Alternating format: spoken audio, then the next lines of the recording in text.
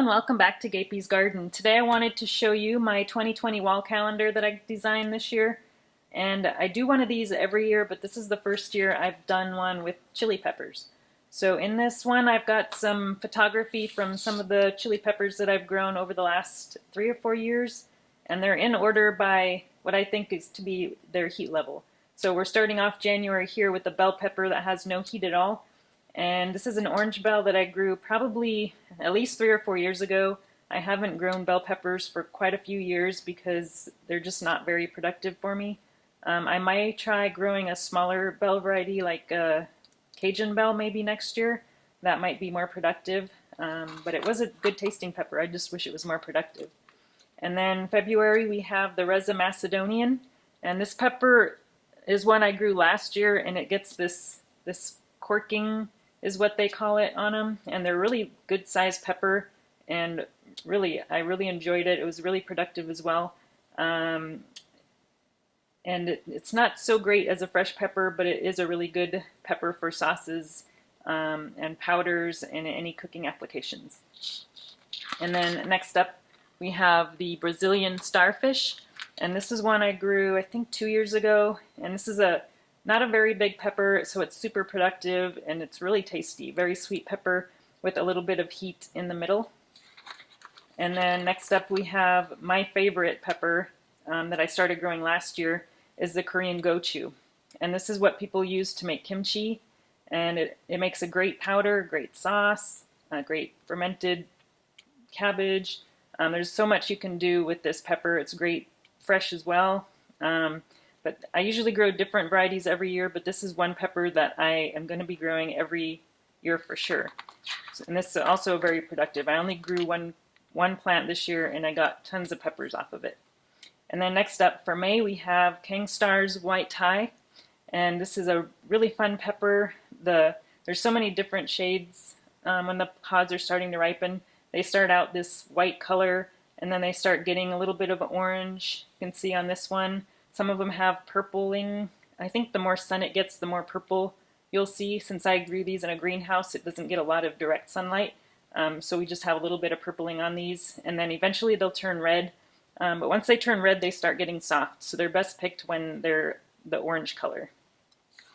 And then next we have probably my most popular pepper variety that I grew this year is the Sugar Rush Red Striped. So normally Sugar Rush, you can find Sugar Rush in a lot of catalogs, either peach, red, I think there might be a cream color, but you're not going to find the striped variety because this is kind of an off pheno that showed up in someone's garden, and they started saving seeds of it, and it's just kind of spread through seed swaps mostly, so I don't think anybody's selling this one, but it's going to be spreading pretty fast, I think, now that more people are getting their hands on that one. But it's a really sweet pepper.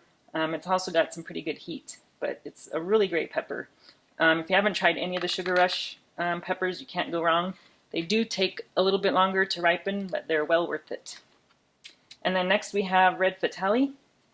So traditionally the Fatali is a yellow pepper, but there's also a red variety, which I grew this year. And this was a late season harvest, so you'll see a lot of green and yellow peppers in here. Because I was just pretty much picking all the peppers off the plant at this point in the season. And eventually they will turn a dark red, and they're a really great flavor, great for sauces and powders. And this was all from one plant, so it's also a very productive pepper. And then next we have Peach Habanero, and I think this is one I grew maybe 3 years ago. This was probably the first kind of hot pepper that I've grown. And it kind of got me introduced to more hot varieties. And I'm not able to eat one of these fresh, so they're more of a hot sauce and powder pepper for me. But since then I've been growing a lot hotter varieties, as you will see in the next few. So next we have Scotch Bonnets. I started growing these I think last year, and there's a ton of different varieties of Scotch Bonnets. I think they're originating from Jamaica maybe, but these ones are the Elysium Oxide Scotch Bonnet, but this is a red phenotype of that one, so these are all red pods. And I have them in a vase here because I cut these kind of late in the season, and they were actually all green when I put them in the vase, and it really helped them to get ripe faster. So this works really well if you have a lot of green peppers on your plants and it's getting towards the end of the season. Put them in a vase of water, and that really speeds up the ripening process. And then next for October, we have Scotch Brains, and this is one I grew last year. It's a bonnet type pepper, and I think it's crossed with some kind of a super hot, but it has, you might be able to see from the picture, it has a really bumpy texture to it. Most Scotch bonnets are more of a smooth texture, so this one is a little bit hotter, I think, than your regular Scotch bonnet, but it was a really productive pepper that I grew last year. And then next we have the Carolina Reaper, and I have this one down as November, though technically the Carolina Reaper is the official hottest pepper in the world right now. I'm sure there are some hotter ones, but they just haven't been officially tested yet. So right now, Carolina Reaper is the hottest pepper, and I didn't actually grow this one myself. This is from a pot of my neighbor from last year, and the spoon was a hand-carved spoon that a friend of mine made. So I just wanted to showcase the pepper and the spoon together in this photo that I took last year, because I really liked this big stinger on the Reaper, and I had to get a picture of it. But one day I'm sure I will be growing one of those.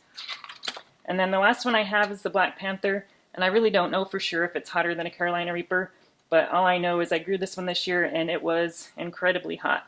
It has a really neat texture and a really neat color. You can see a lot of black on these. It kind of looks like the peppers are burnt, but it has, I made sauce out of these, and when I was cutting these up I had to put a mask on because it was pretty much killing me when I opened these up. It was just very, very hot, and I just couldn't do it without a mask on and also some eye protection. And those are all the peppers in the calendar this year.